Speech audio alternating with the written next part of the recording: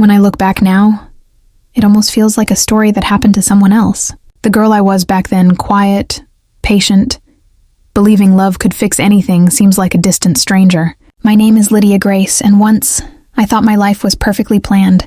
I had a loving fiancé, a supportive family, and dreams that felt within reach.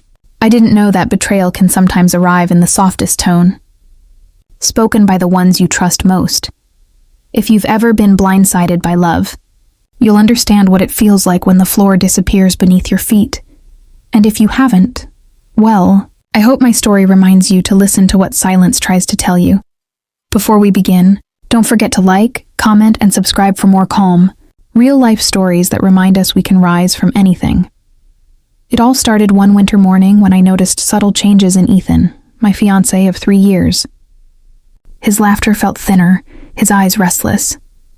The small things he once adored about me, the way I hummed while cooking, the little notes I'd leave in his jacket pocket no longer brought that soft smile I loved.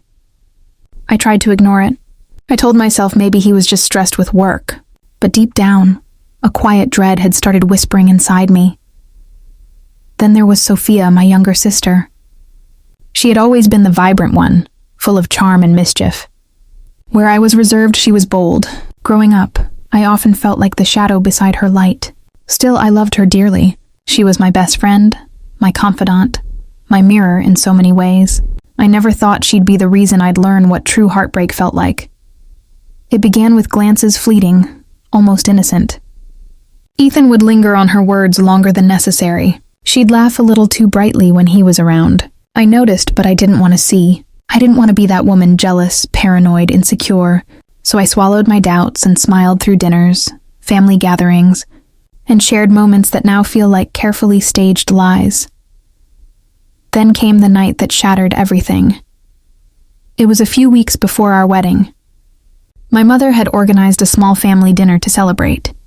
The house smelled of rosemary and baked bread, the kind of warmth that made you believe everything was safe.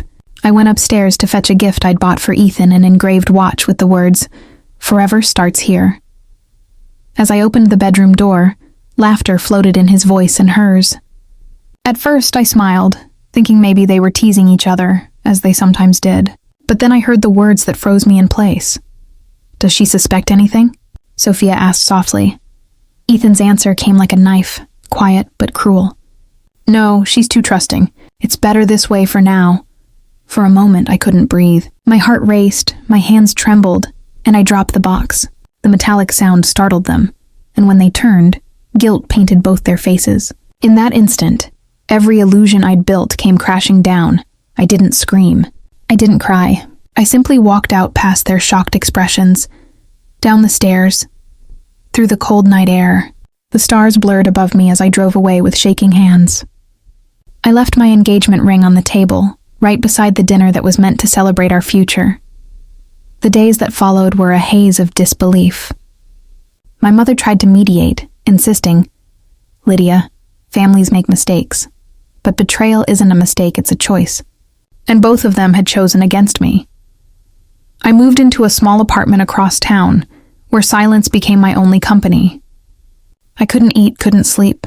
The world that once felt familiar now seemed hollow. But sometimes it's in the quiet that life begins to whisper again. 3 months later, I received a letter from a law firm. At first, I thought it was a mistake, but when I opened it, I saw my late grandmother's name, Margaret Lane. She had passed years ago, leaving her modest house to my father. I had never expected anything else. Yet, according to the letter, there was a clause in her will I had never known about.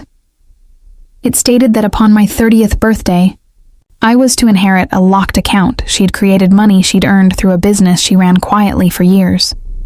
The letter mentioned a sum that made my hands tremble again, but this time for a different reason, $70,000. It wasn't just money, it was a door. A way out of the wreckage I had been living in. But there was something else enclosed, a handwritten note in my grandmother's familiar cursive. It read, "For the day you finally choose yourself, love is not proven by what you lose for others, but by what you build for yourself." I sat there for hours, holding that note, tears blurring the ink. It was as if she had known the storm I'd face, as if she had left behind a hand to pull me from the wreckage. For the first time in months, I felt something other than pain. I felt possibility.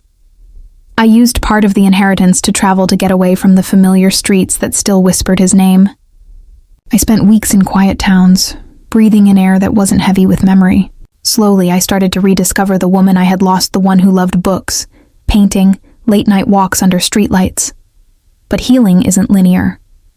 There were nights I missed him. Mornings I woke up wondering if he missed me too. Yet every time that thought came, I remembered his words to my sister, the ease with which he dismissed me. And that memory became my strength. 6 months later, I received another message, but this one wasn't from a lawyer. It was from Sophia. She wrote, "Ethan left. He said he couldn't handle the guilt. I thought we were meant to be, but maybe you were the lucky one after all." For a long time, I didn't reply. What could I say? There was no satisfaction in her pain, only a quiet confirmation that life has a way of balancing what we can't. And for the first time, I didn't feel broken anymore. I felt free. Months passed like gentle waves. Each one carried away a little more of the pain that once defined me. I learned to sit with silence, not as an enemy, but as a friend that helped me hear myself again. I painted. I wrote in journals. I spent long mornings watching sunlight stretch across my new apartment walls. There was something deeply healing about simple things, coffee cups left half full, flowers that bloomed without permission, laughter that came back slowly, almost shyly. One afternoon, while organizing my grandmother's old letters, I found an envelope I had overlooked before. Inside it was a photo of her, young and radiant, standing in front of a bakery with a sign that read, "Margaret's Oven." On the back, she had written, "Dreams baked with patience always rise." Those words settled into my chest like a spark. My grandmother hadn't just left me money. She'd left me a message to build, not to mourn. And so, with the inheritance she had entrusted me, I decided to open a small cafe in her honor. I named it the Golden Crumb. It wasn't grand or flashy, just a cozy corner shop with warm lighting, wooden shelves, and the scent of cinnamon rolls that lingered long after closing. The first few weeks were slow, but I didn't mind. Every loaf I baked, every cup of coffee I poured, felt like reclaiming a piece of myself.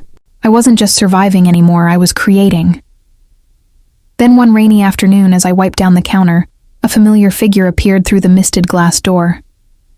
My heart skipped once, but not from love, from memory. Ethan.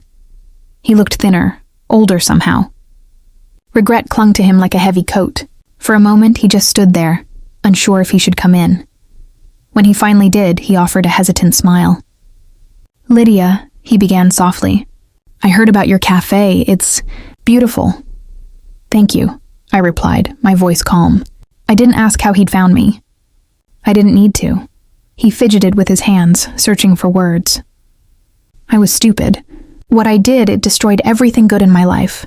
Sophia and we didn't work. I don't expect forgiveness. I just wanted to tell you I'm sorry.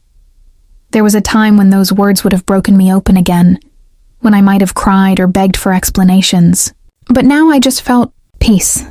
"I know," I said quietly, "and I hope you find what you're looking for." He nodded, eyes glistening with a guilt I no longer needed to carry. When he left, the rain followed him out, and I realized that closure isn't always loud. It can be quiet, like a door closing softly behind you. That night, I sat by the window of my cafe, watching the streetlights blur through the rain. For the first time, I whispered to myself, I made it, and I had. The cafe began to grow slowly, then all at once. Customers came not just for the pastries, but for the feeling of warmth the place carried. Some said it reminded them of home. Others stayed just to talk, to share pieces of their lives with me.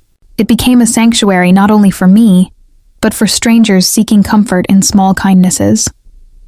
One morning, an elderly man came in, a regular I had come to know as Mr. Whitmore.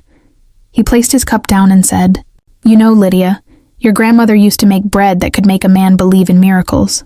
I smiled. "She still does, in a way." He nodded thoughtfully. "And now so do you." That night, I wrote another letter, this one to my grandmother. Of course, I couldn't send it, but I folded it carefully and tucked it behind her photograph in the cafe. "Dear Grandma, your gift didn't just free me, it saved me. I lost love, but I found life. I lost trust, but I found truth. You taught me that sometimes the things that fall apart are just making space for what's meant to grow. Thank you for seeing me before I ever saw myself. Weeks later, I received another message from Sophia. She wrote, I visited your cafe today. You weren't there, but I saw your name on the window. I wanted to say I'm sorry. I don't expect anything back, just forgiveness. I didn't reply right away. I read her message over and over again, feeling the sting of old wounds fading into something gentler. Then finally I wrote back, I forgave you a long time ago. I just needed time to forgive myself too. That was the moment I knew I was truly free. The cafe continued to bloom, and one evening as golden light poured through the windows, a woman approached me, a young customer I'd often seen reading quietly by the corner table. She smiled shyly. I just wanted to tell you, your story gives me hope. I left someone who didn't value me, and I'm scared. But when I come here, I feel like maybe I'll be okay.